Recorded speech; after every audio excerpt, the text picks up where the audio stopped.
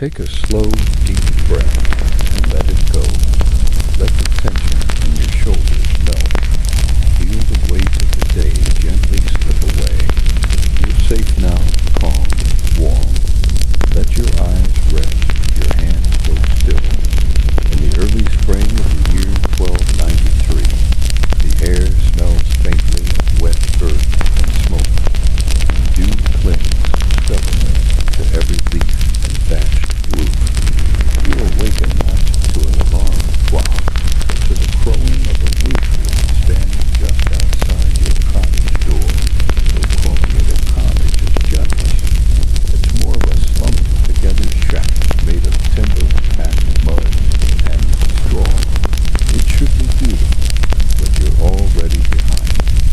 Your father's voice calls out from the path near the well he needs water, and the cows aren't going to milk themselves. There's no plumbing here, no sink, no running water. Every drop must be carried from the village well in a wooden bucket balanced across your lap with a yoke. You have no music, no earbuds, no streaming playlist to keep you going. Just birds, buzzing insects, and the sound of other peasants muttering to themselves as they weave alongside you. Your hands are blistered. You're 15. You've never seen a mirror, never heard the words Wi-Fi, TikTok, or AirPods. Your idea of fun is listening to the village elder tell stories about the time a comet passed overhead, and everything thought it was a dragon. You're not even sure what year it is. Most people don't keep track. What matters is the harvest, the weather, and surviving until winter ends. One man hums a strange, tuneless song under his breath. Another coughs blood into a rag and keeps digging. No one asks if he's okay. There are no doctors, no clinics, no urgent care. If he gets worse, a priest will be called. Not to cure him, just to bless his soul. The trip takes about 20 minutes if you don't stop, and you're already freezing. You try not to think about the fact that there has no bathroom, just a ditch behind the barn. You also try not to think about the fleas crawling under your collar. Everyone has them. It's just part of life. Soap is rare, expensive, and used mostly by clergy. Baths are even rare, maybe once a year, if you're lucky. Your skin is rough. Your nails are black. Your hair hasn't been washed in weeks. And no one cares, because everyone smells the same. But there's no option. You're not just healthy, you're expected. There is no such thing as taking a break. There is no self-care. There is only labor, daylight, and duty. The walls are uneven. The roof leaks when it rains. There's no privacy, no insulation, no glass in the windows. You nod to the blacksmith's boy as you pass. He's already hammering away at something, shirtless despite the cold. His hands are scarred, and he's 12. He never went to school. He can't read. Neither can you. In this village, education is for priests and nobles, if they even bother. You've never held a pen. You've never seen paper. The only writing you've ever encountered is carved into the stone walls of the church, and you don't know what it means. And your blanket is a scratchy piece of linen stuffed with moss. Inside the cottage, your mother is already kneading dough-coarse barley bread made without yeast. You're a serf. Not quite a slave, but not free either. You don't own anything, not your home, not the land, not even your own time. You owe days of unpaid labor to the local barrel, and if you disobey, you could be whipped, or worse. The word vacation means nothing here. Neither does mental health. You work, you survive, you obey. It's heavy and bland, and sometimes filled with bits of crushed acorns when flour runs low. There's no jam, no toast. Just bread if you're lucky, and on bad days, a thin gruel made from old oats and boiled dandelion greens. There's meat only once a week, if that. And sugar? You've never even heard of it. Welcome to your new home. Let the faint sound of distant wind guide your thoughts to another world. Far, far away from the buzz of phones and fluorescent lights, there are no sizes, no arch support, just twine and toughened soles. You pull on your tunic, the same one you wear every day, patched and scratchy, dyed brown from age and mud. No fashion, no wardrobe choices, no crop tops or baggy hoodies, just layers made of wool and homespun linen. No deodorant, no toothpaste, just a handful of salt and ash if you're lucky, maybe a twig to chew on if you want your breath to feel fresher than manure. In this story, there are no notifications, no updates, and no screens. Just soft candlelight, cool stone walls, and the quiet hum of a simpler, much harder time. Let yourself drift there, step by step, word by word, until all that surrounds you is hate, heart, and history. Our story today begins in a tiny village tucked between the hills of what would one day become northern France. As your eyes open, your back aches from sleeping on a lumpy straw mattress shared with your two younger siblings, and more often than not, a flea-ridden village cat. There's no memory foam here, no gentle hum of an air purifier. The morning air is cold, almost painfully so, and there's no thermostat to adjust. No fuzzy socks waiting for you, just the damp, the draft, and the distant sound of someone already chopping wood. Your first instinct might be to reach for your phone, to check the time, the weather, a message, but there's nothing to reach for. No phone, no internet, just a wooden bowl on the floor and yesterday's tunic hanging on the wall. You rise slowly, slipping your feet into rough leather shoes, cracked and hard from weeks of wear. They were passed down to you 3 siblings ago. Outside, the sun has just begun to peek over the horizon, spreading a thin gold light across the frosted fields. The path to the well is slick with mud and strewn with chicken feathers. By the time you return, your arms ache from the weight of the water, and your tunic is soaked from a sudden drizzle.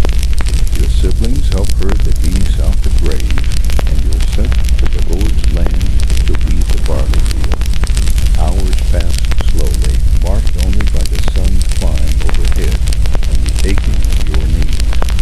When the work finally pauses for a midday meal, you sit on a tree stump with a chunk of stale bread and a sliver of onion. As the afternoon sun begins to fade, you help mend the fence that keeps the sheep in. Evening comes slowly, like a blanket of gray mist settling over the village rooftops.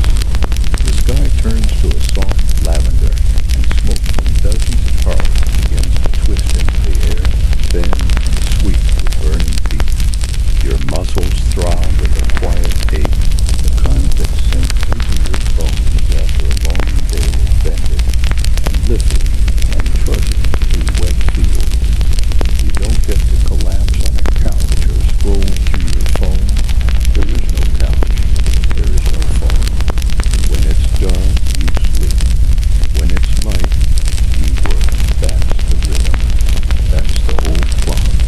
If the fire dies, the cold sets in, and someone might not wake up in the morning. There's no break, no weekend, no late-night gaming. Just another walk to the well, another fence to mend, another handful of lentils to soak in cold water and hope for flavor. So every few hours there's movement. Someone rising, adding peat, whispering a quiet curse. You roll over, pull your feet in tight,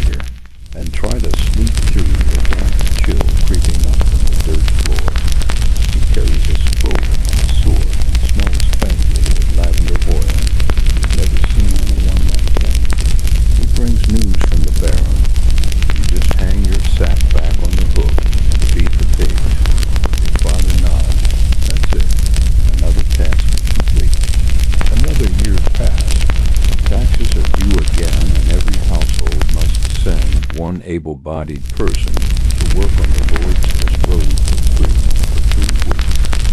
You don't shower, you don't brush your teeth, you barely speak, but after 2 weeks you get used to the smell, you get used to the aches, you get used to the dull rhythm of shoveling and hauling and eating whatever food you boil. It becomes your life, just like that. Try not to sigh. You try not to show anything at all, but inside you already know it'll be you. There's no carpet, just packed earth covered in straw. Sometimes it molds, sometimes it freezes, sometimes it smells of old soup. Walk, no carriage, no ride, just your legs. And when you arrive, the road is a chaos of shouting men, broken carts, and piles of stone. You're handed a pickaxe told to help dig a trench. You're 15. You've never built anything in your life. But there's no tutorial, no guide. Just a man with a stick who hits you if you rest too long. Your hands blister on the first day, bleed on the second, scab on the third. And when the rain comes, no one stops. And when you close your eyes, you don't drift off to the sound of sleep playlists or box fans. Instead, you hear the hoot of an owl, the distant creak of a cart wheel left loose outside, and the faint scuttling of something in the rafters. Maybe a rat, maybe just wind. Either way, you'll see it tomorrow when you choose through the breadbasket. Just a wooden stool near the fire and a bowl of lukewarm stew, if you're lucky. Tonight it's boiled turnips and cabbage. Again, you chew in silence while your little brother picks at a scab on his knee, and your grandmother hums a tune that nobody knows the words to anymore. The fire pops softly, casting shadows that flicker across the uneven walls. There is no electricity. The only light comes from the flame and the occasional tallow candle made from leftover animal fat, smoking and slow burning. You aren't sure why. Wild boars are common, so are wolves and highwaymen. You don't have locks. Your door is a plank of wood held closed by a stone. You don't sleep with comforters or body pillows. You sleep wrapped in your only tunic, curled up for warmth beside the fire with your family around you. You can hear everyone breathe. One person snores, another coughs. It's not exactly peaceful, but it's what you know. And it's not optional. You lean close to it as your mother sews another patch onto your sleeve, threading coarse wool with a bone needle. You don't speak. Conversations are short. Everyone is tired. No one asks how your day went. It was the same as yesterday, and it'll be the same tomorrow. Outside, the chickens settle in, and the dogs bark at something in the woods. You don't get to pick your bedtime. The sun does that for you. Sleep is never deep. You sleep in shifts. Your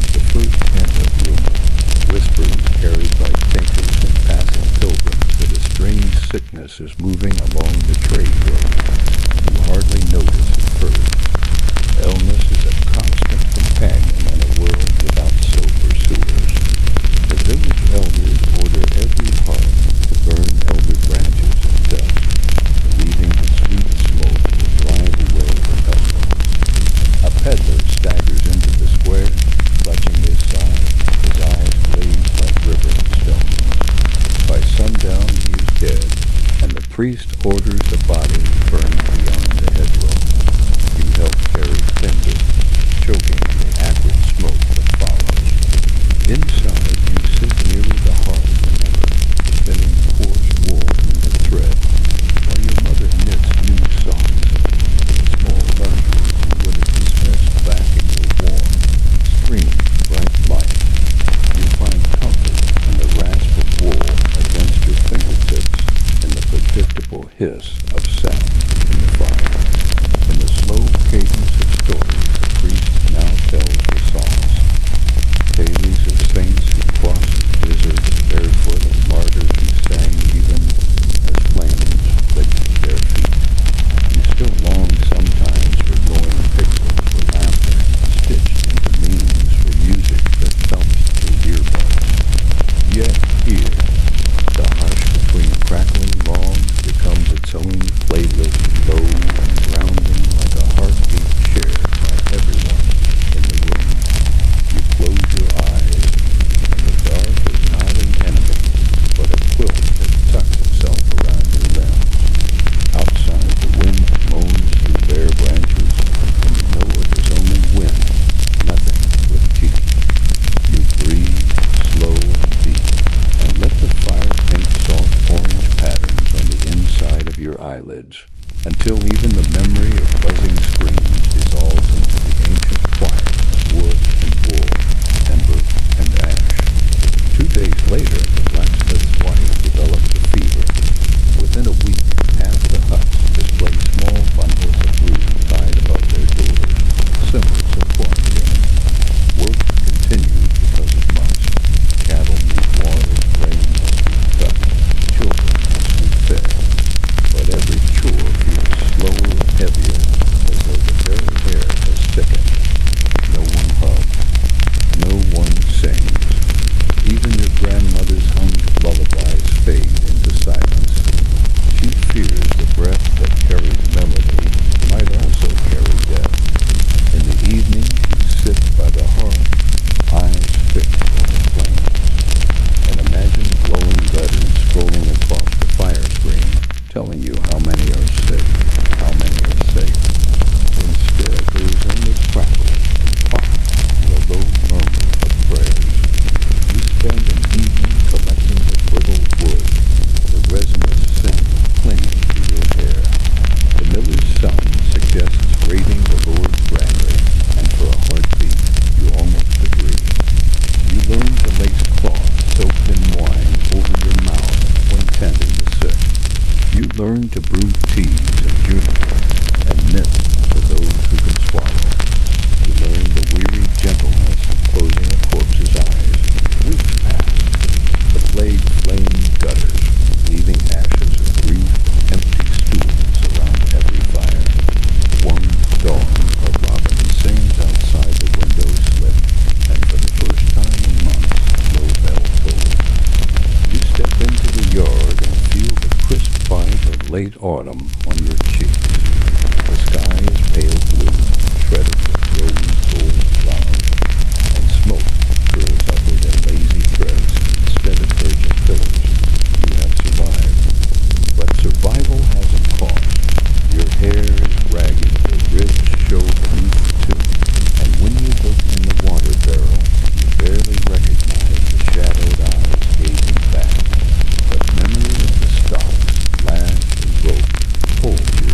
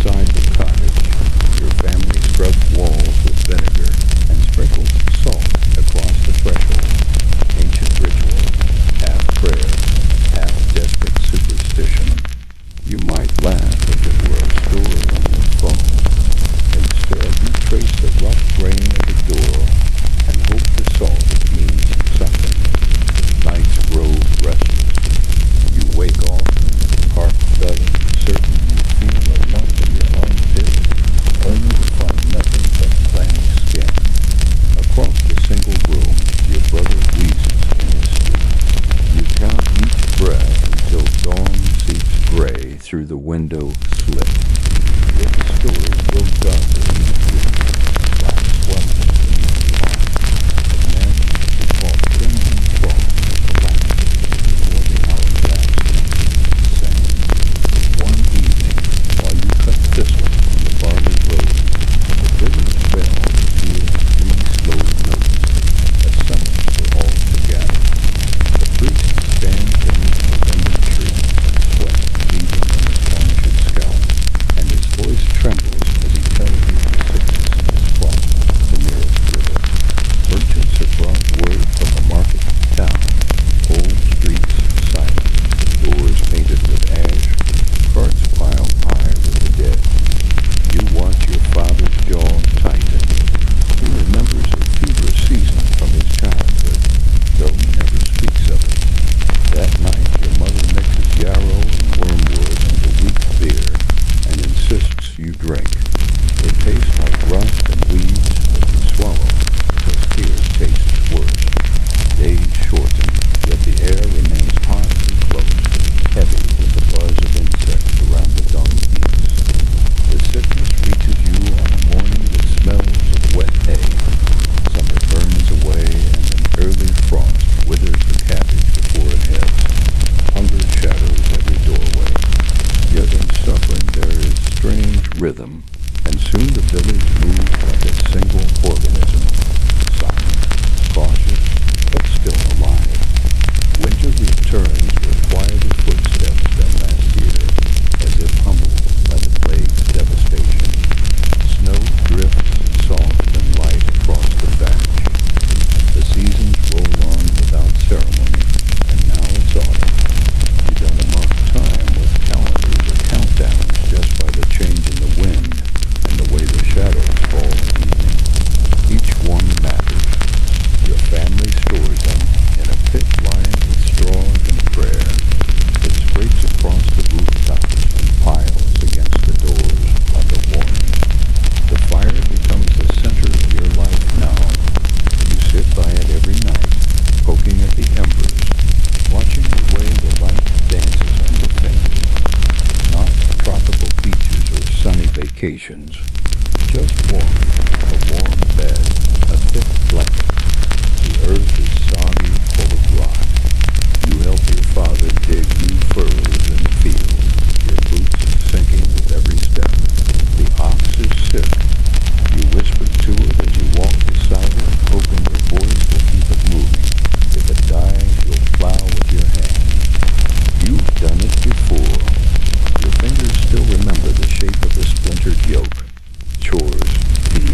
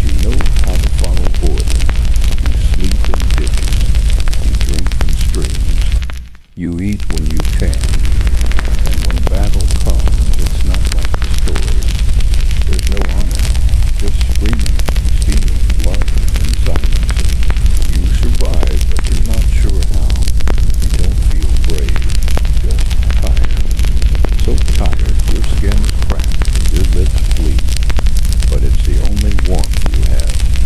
The village welcomes you, but quietly. Life continues.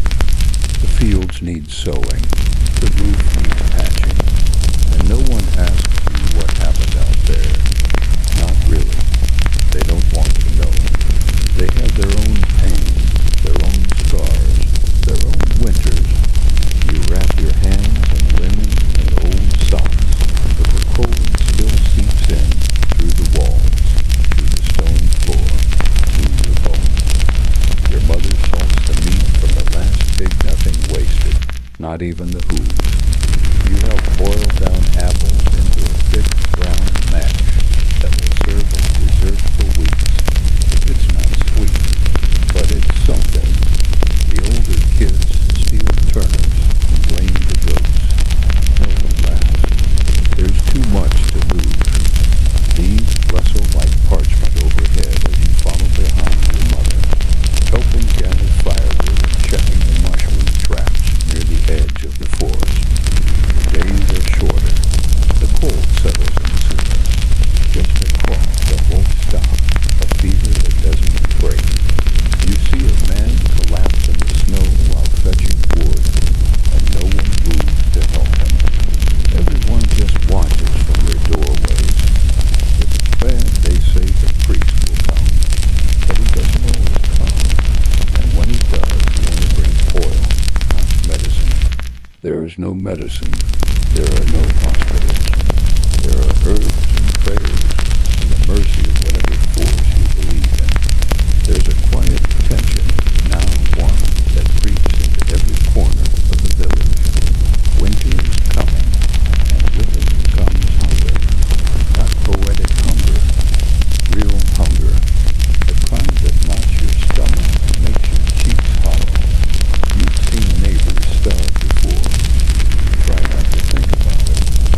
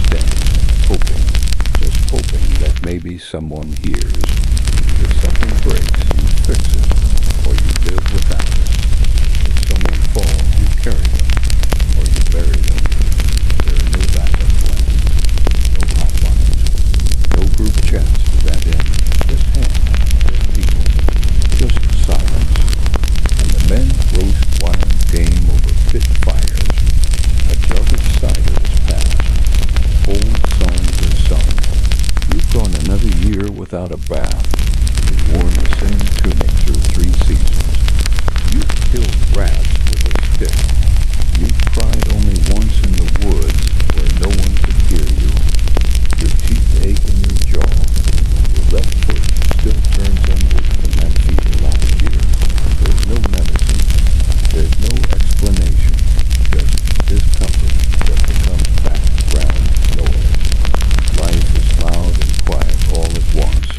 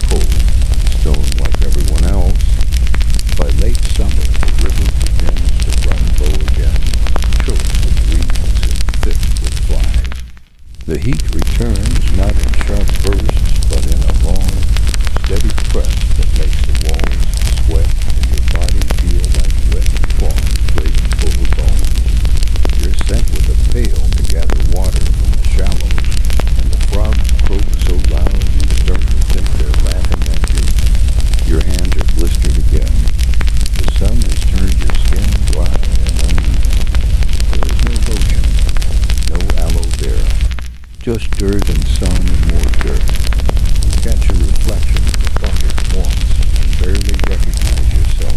Your jaw harder, your cheeks thinner, your eyes no longer curious.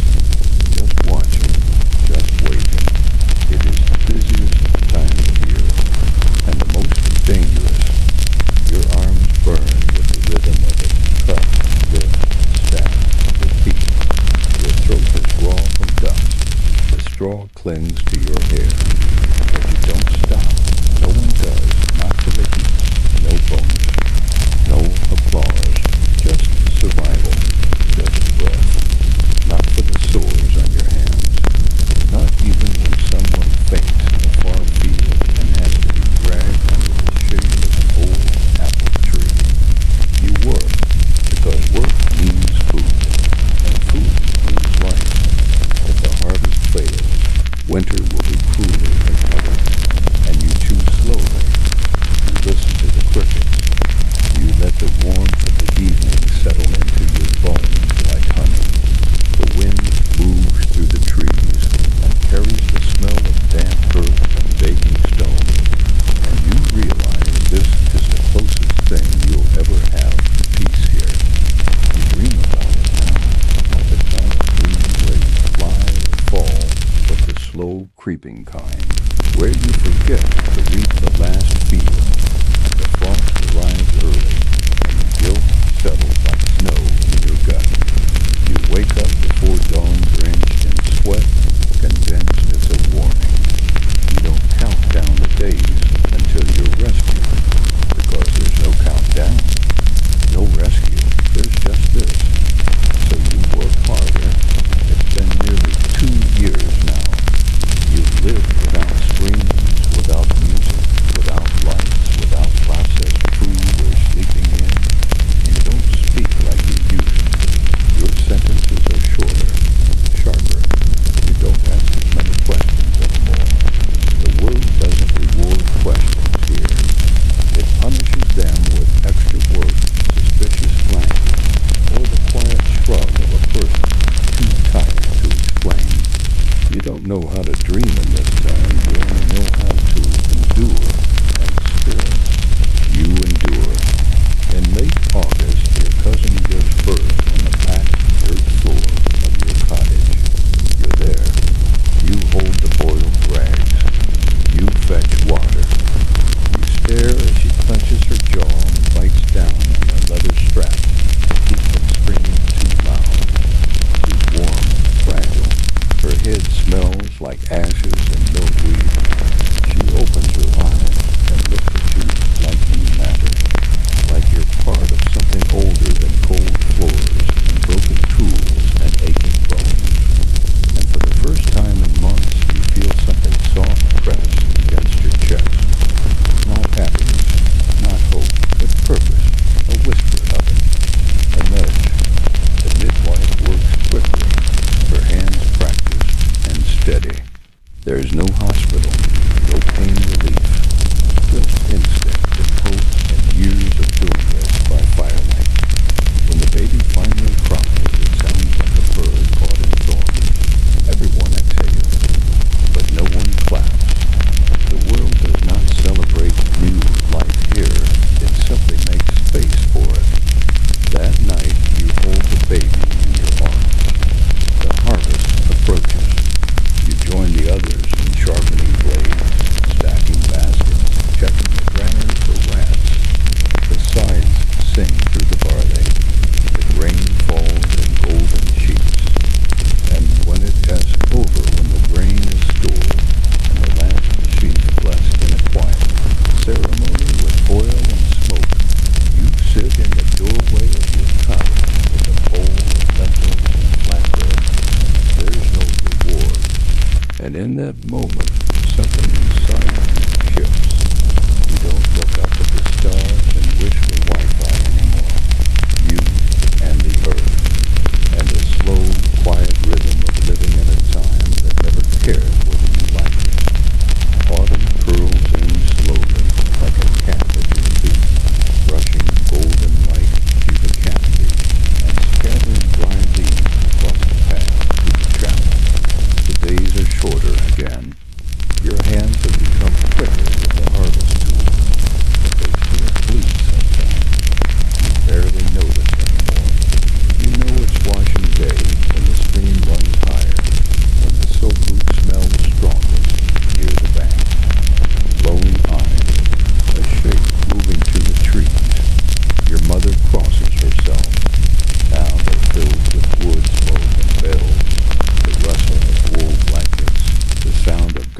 clattering over cobblestone paths. You sit on the cold stone floor of the oven, your shoulders pressed against springboard, your hands tucked under your tunic for warmth. You no longer panic when the bread runs out and you must boil the chestnut for supper. You've learned to switch your own like a sharpened blade with river stones. It's about being born into it, hardened from the start, raised without comfort, without options, without escape. It's not something you fall into. It's something you're forged in, like iron and fire, like hands worn into calluses before they've ever held a pen. You've done well, you endured, but you still remember comfort. You still crave softness. You still dream of choice. And here, choice is the one thing you can never have. How to keep the fire alive even when it rains for 3 days. And even as you grow strong, silent, and skilled, the world never once asks what you want. It just keeps spinning, slow and full of dirt, waiting for you to keep pace or fall behind.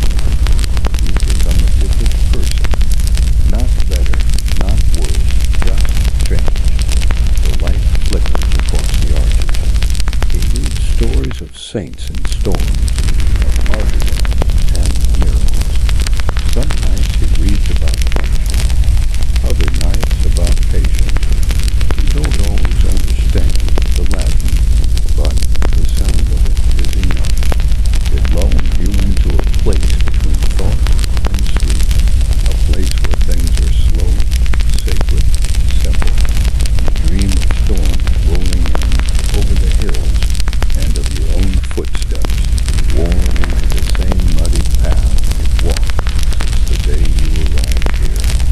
Sometimes you dream of yourself, not you now, but the version of you that once scrolled through bright apps in the middle of the night, wrapped in LED light. That version feels distant, pale, unused to silence. Your grandmother spits into the fire and mutters something in a dialect you don't understand. You want to ask more, but no one explains. The fire crackles low beside you. The wind hums through the cracks in the wood. You curl beneath your warm blanket and listen to your family breathe in unison. You let your thoughts drift, not to another place, but to the idea of staying. You wonder, if you stopped remembering the world you came from, would it get easier? In this world, mystery is not always a thing to solve. It's a thing to respect, to leave alone. You learn to be quiet. You learn to listen to wind, to watch the birds for signs of change. You don't need to Google the weather. You can feel it in your bones. You know it as butchering season when the pigs are kept closer to home and the buckets get cleaned out extra carefully. You know it is nearly winter again when your mother begins to wrap dried apples in cloth to keep the mice out. The wheel of life keeps turning, not fast, not loud, just steady. When it rains, the thatch above your bed leaks, and the drops tap gently on your brow as you sleep your body so exhausted that even discomfort becomes lullaby. The chill that seeps in through your toes at night is no longer a surprise. You don't complain. No one does. Complaining wastes breath, and breath is best saved for work or prayer. By now, you no longer count time in weeks or months, but in chores. On a day in late October, your brother returns from the woods with a twisted ankle and a breathless story of something he saw near the ruins. Something strange, he says. Your dreams change. They no longer show neon lights or flickering screens. In the stillness of late autumn, the priest begins reading aloud from the old texts more often, gathering the village in the chapel by candlelight. You no longer flinch when the mice scurry across the rafters at night.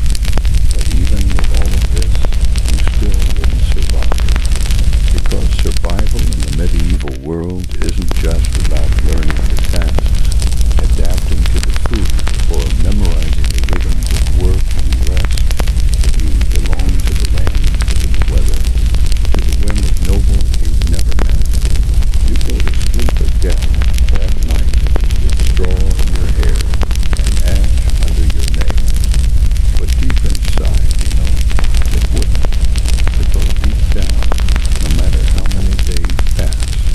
you still miss the sound of something that doesn't exist yet.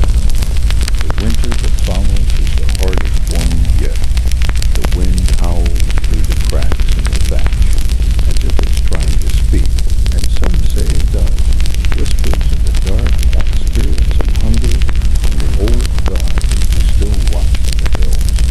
Your breath hangs in the air like smoke, and the inside of the cottage feels colder than the world outside. You don't shower. You don't change clothes.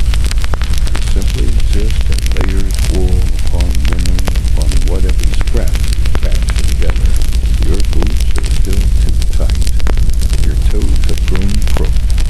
You wrap them in cloth and keep walking. You no longer laugh at those stories. You've seen what winter takes. Not just food, not just warmth, but people. But the days pass, and she doesn't get better. You're asked to fetch water and fever weed. You walk 2 miles in the snow for it. You burn your fingers boiling it down. You help wrap her in blankets, but she dies anyway. Not loudly, not dramatically, just quietly. Her mother sits in silence for 2 days. No one enters, no one brings food. When she finally emerges, her hair is matted, and she looks 10 years older. She returns to her weaving. No one says a word. Made from bone, boiled 3 times. Your stomach grumbles, but no one complains. It is a silent thing that wraps around the ribs and becomes part of the breath. You're tired, beyond tired, and yet you know tomorrow will come. The barn will be rebuilt. The animals will be replaced. Life will move forward, not because it gets easier, but because it has to.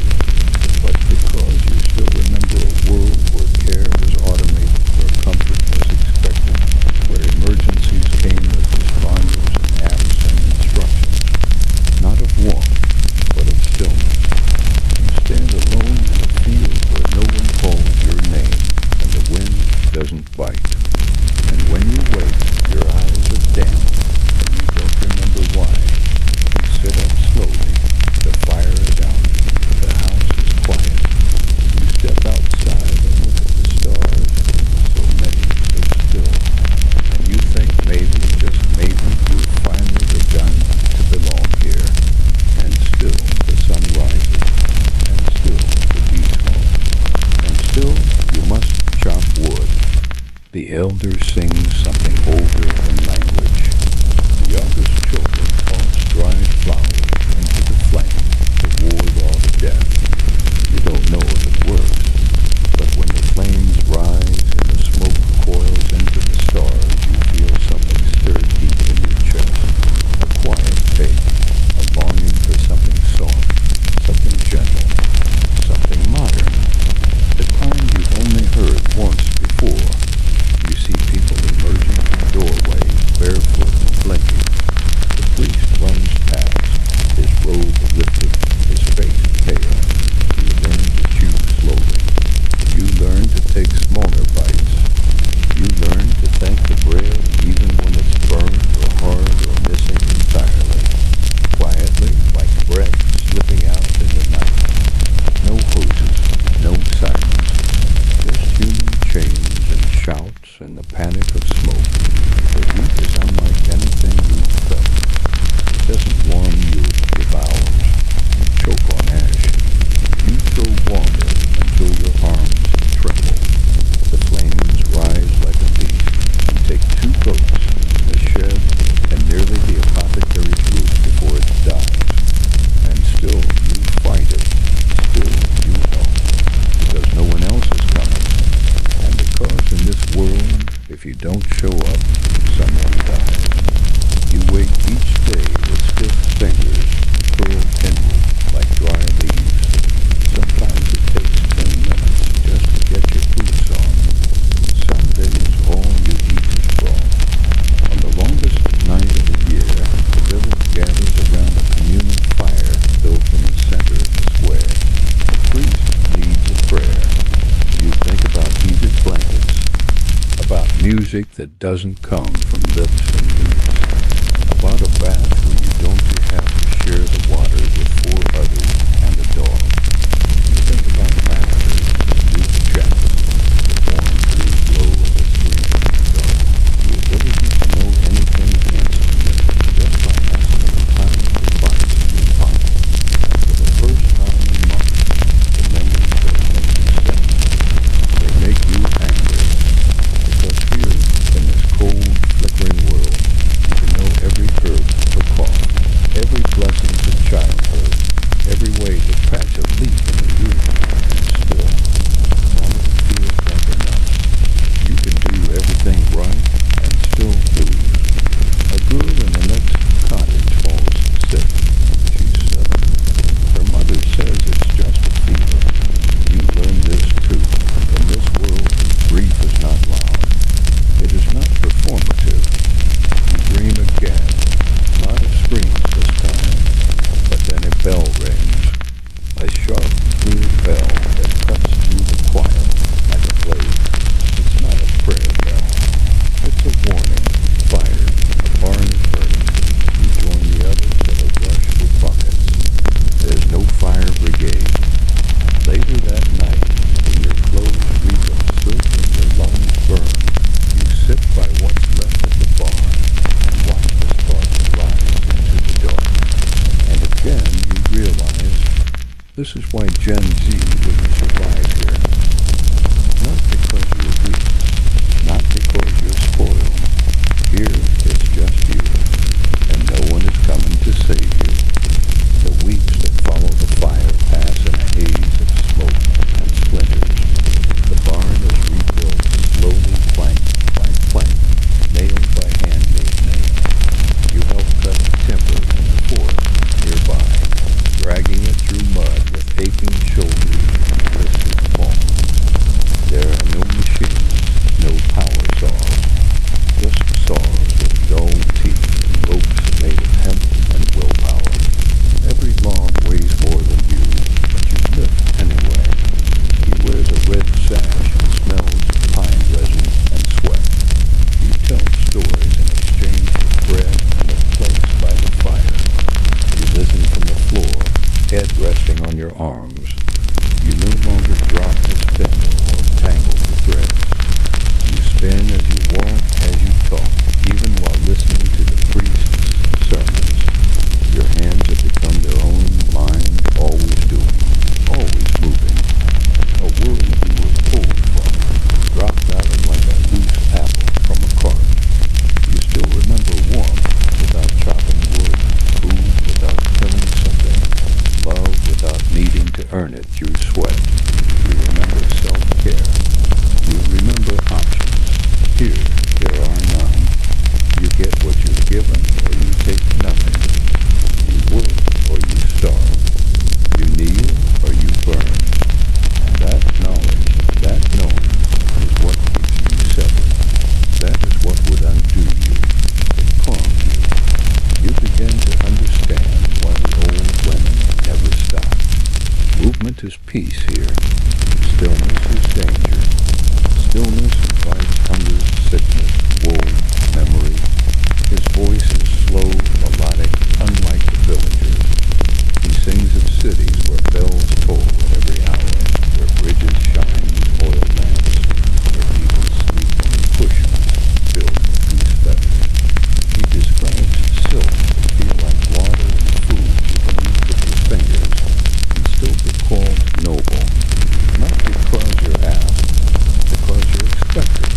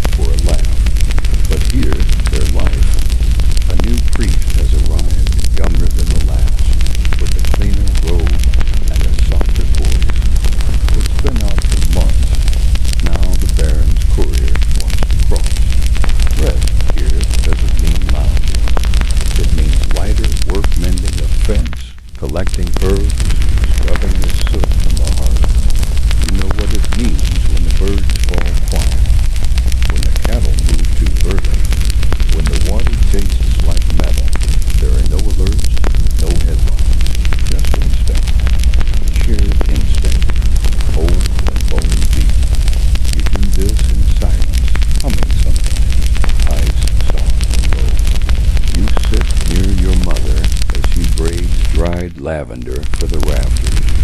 She doesn't speak much, but her hands move with practiced rhythm. You try to copy her movements, her nods are clumsy.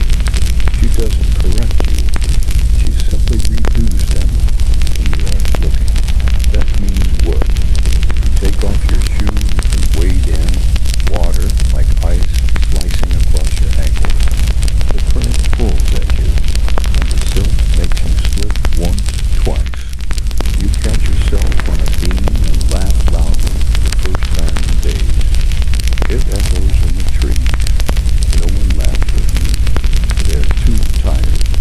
But that moment stays in your chest, warm and small, like a cold you pocketed for later. He tries to introduce a new prayer for the changing season. No one memorizes it. The old words are good enough. You recite them from habit more than belief, lips moving while your eyes watch a squirrel dart between the eaves, already busy in the cold. Life is like that here endless repetition dressed as ritual. You begin to find a strange comfort in it.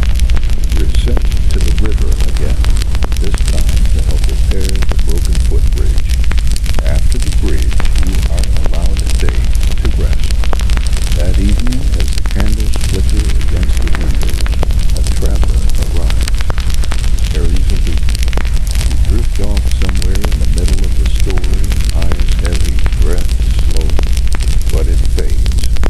Like dreams do, by spring you've learned to spin yarn. You know now how to kill a chicken, how to sharpen a knife on stone, how to carry 3 buckets across uneven terrain without spilling a drop. You've also learned how to mourn without crying, how to work through fever, how to read the sky. And yet, no matter how well you've adapted, how much you've learned, you know something the villagers don't. Another world exists, because you still remember comfort as the default. You still remember sleep without fear of wolves. And you realize you've survived all this time, but not because you belong. You survive because you remember how not to break. And now, as the clouds gather again and the wind changes direction, as another season turns its face toward you, the question is not whether you can keep surviving. The question is whether you still want to. It's early morning now, and the village is silent in that thick velvet way that only gets before a storm. The air smells like copper and damp wood. You wake not to sound, but to pressure, the weight of the sky, pressing down on your chest, that something is about to happen. You move slowly, quietly, dressing with numb fingers, as the others in the cottage still sleep.